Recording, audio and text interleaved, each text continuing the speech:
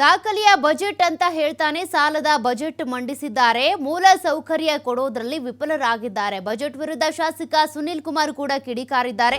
CM ಸಮಾಜವನ್ನ ವಿಭಜಿಸಿ ಆರ್ಥಿಕ ವಿಭಜನೆ ಮಾಡಿದ್ದಾರೆ ಅಂತ ಸುನಿಲ್ ಕುಮಾರ್ ವಾಗ್ದಾಳಿ ನಡೆಸಿದ್ದಾರೆ. ಮೂಲ ಸೌಕರ್ಯ ಕೊಡೋದ್ರಲ್ಲಿ ವಿಫಲರಾಗಿದ್ದಾರೆ. ಕೆಐಡಿಬಿಐನಲ್ಲಿ ಮುಸ್ಲಿಮರಿಗೆ ಮೀಸಲಾತಿ ನೀಡಿ ಆರ್ಥಿಕ ವಿಭಜನೆಗೆ ಹೊರಟಿದೆ ಸರ್ಕಾರ. ನಕ್ಸಲ್ ನಿಗ್ರಹ ದಳ ವಾಪಸ್ ತೆಗೆದುಕೊಳ್ಳೋದಕ್ಕೆ ಹೊರಟಿದ್ದಕ್ಕೆ ವಿರೋಧ ಇದೆ.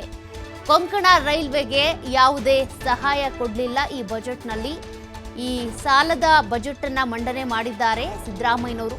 ಬಹಳ ದಾಖಲೆಯ ಬಜೆಟ್ ಮಂಡನೆ ಮಾಡ್ತಾರೆ ಅಂತ ಹೇಳಲಾಗ್ತಾ ಇತ್ತು. ಬಟ್ ಸಾಲದ ಬಜೆಟ್ ಇದು. ಜೊತೆಗೆ ಯಾವ ಯೋಜನೆಗಳಿಗೂ ಕೂಡ ಅನುದಾನ ಇಲ್ಲ. ಬದಲಿಗೆ ಮೂಲ ಸೌಕರ್ಯ ಕೊಡೋದ್ರಲ್ಲೂ ಕೂಡ ವಿಫಲರಾಗಿದ್ದಾರೆ. ಬೇಕಾಗಿದ್ದೇನು ಬೇಕೋ ಅದನ್ನು ಕೊಟ್ಟಿಲ್ಲ ಅಂತ ಬಜೆಟ್ ವಿರುದ್ಧ ಶಾಸಕ ಸುನಿಲ್ ಕುಮಾರ್ ಅವರು ಕಿಡಿಕಾರಿದ್ದಾರೆ. ಸಿಎಂ ಸಿದ್ದರಾಮಯ್ಯನವರು ಸಮಾಜವನ್ನು ವಿಭಜನೆ ಮಾಡಿ ಆರ್ಥಿಕ ವಿಭಜನೆ ಮಾಡೋದು ಕೊಟ್ಟಿದ್ದಾರೆ. ಕೆಐಡಿಬಿಐಯಲ್ಲಿ ಮುಸ್ಲಿಮರಿಗೆ ಮೀಸಲಾತಿ ನೀಡೋದು ಎಷ್ಟು ಸರಿ, ಮೀಸಲಾತಿ ಕೊಡೋದು ಬೇಡ ಅಂತ ವಿರೋಧಿಸಿದ್ದಾರೆ. ನಾನು ಬಹಳ ದಾಖಲೆಯ ಬಜೆಟ್ ಅನ್ನು ಮಂಡಿಸ್ತಾ ಇದ್ದೀನಿ ಅಂತ ಹೇಳ್ತಾ ಯಾವುದೇ ಕರ್ನಾಟಕದ ಜನರಿಗೆ ಸಾಲದ ಹೊರೆಯನ್ನು ಬಹಳ ದೊಡ್ಡ ಪ್ರಮಾಣದಲ್ಲಿ ಸಿದ್ದರಾಮಯ್ಯನವರು ಇವತ್ತು ಮಾಡಿದ್ದಾರೆ. 1,16,000 ಕೋಟಿ ರೂಪಾಯಿಯ ಸಾಲವನ್ನು ಮಾಡಿ ನಾನು ಬಹಳ ದಾಖಲೆಯ ಬಜೆಟ್ ಅನ್ನು ಮಂಡಿಸ್ತಾ ಇದ್ದೀನಿ ಅಂತ ಹೇಳ್ತಾ ಯಾವುದೇ ಮೂಲಭೂತ ಸೌಕರ್ಯವನ್ನು ಇಡೀ ಕರ್ನಾಟಕದ ಜನರಿಗೆ ಕೊಡೋದ್ರಲ್ಲಿ ಈ ಸರ್ಕಾರ ಸಂಪೂರ್ಣವಾಗಿ ವಿಫಲ ಆಗಿರುವಂಥದ್ದು ನಮ್ಮೆಲ್ಲರಿಗೂ ಕೂಡ ನಿರಾಶೆಯನ್ನು ಇವತ್ತು ಮೂಡಿಸಿದೆ. ಸಿದ್ದರಾಮಯ್ಯ ತನ್ನ ಆಡಳಿತದ ವ್ಯವಸ್ಥೆಯಲ್ಲಿ ಸಮಾಜವನ್ನು ವಿಭಜನೆ ಮಾಡಿದ್ರು ಬೇರೆ ಬೇರೆ ದೃಷ್ಟಿಕೋನದಿಂದ.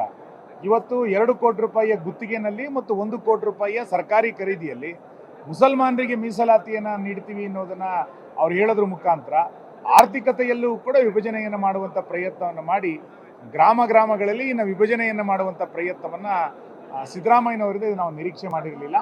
ನೀವು ನಕ್ಸಲರು ಮುಕ್ತ ಆಯಿತು ಅನ್ನೋದನ್ನು ಯಾವ ರೀತಿ ಖಾತ್ರಿ ಮಾಡಬೇಕಾಗಿತ್ತು ಅದನ್ನು ಖಾತ್ರಿ ಮಾಡಿ. ಇವತ್ತು ನಕ್ಸಲರಿಲ್ಲ ಅನ್ನೋದನ್ನು ನಾವು ಸ್ವಾಗತಿಸಿದ್ರು ಕೂಡ ಇದಕ್ಕೊಂದು ಖಾತ್ರಿಯನ್ನು ರಾಜ್ಯ ಸರ್ಕಾರ ಕೊಡಬೇಕಾಗಿತ್ತು. ಈ ರೀತಿ ಯಾವುದೇ ಖಾತ್ರಿಯನ್ನು ರಾಜ್ಯ ಸರ್ಕಾರ ಕೊಟ್ಟಿಲ್ಲ ಅನ್ನೋದನ್ನ ನಾನು ಈ ಸಂದರ್ಭದಲ್ಲಿ ಹೇಳ್ತಾ, ಗ್ರಾಮೀಣ ಅಭಿವೃದ್ಧಿಗೆ ಮತ್ತು ಶಿಕ್ಷಣಕ್ಕೆ KPSC ಶಾಲೆಗಳ ಬಗ್ಗೆ ಬಹಳ ನಿರೀಕ್ಷೆಯನ್ನು ಇಟ್ಕೊಂಡಿದ್ವಿ. ಬಜೆಟ್ನಲ್ಲಿ KPSC ಶಾಲೆಗಳ ಬಗ್ಗೆ ಯಾವುದೇ ರೀತಿಯಾದಂಥ ಉಲ್ಲೇಖವನ್ನು ಮಾಡದಲ್ಲೇ ಇರುವಂಥದ್ದು. ಕರ್ನಾಟಕದ ಜನರಿಗೆ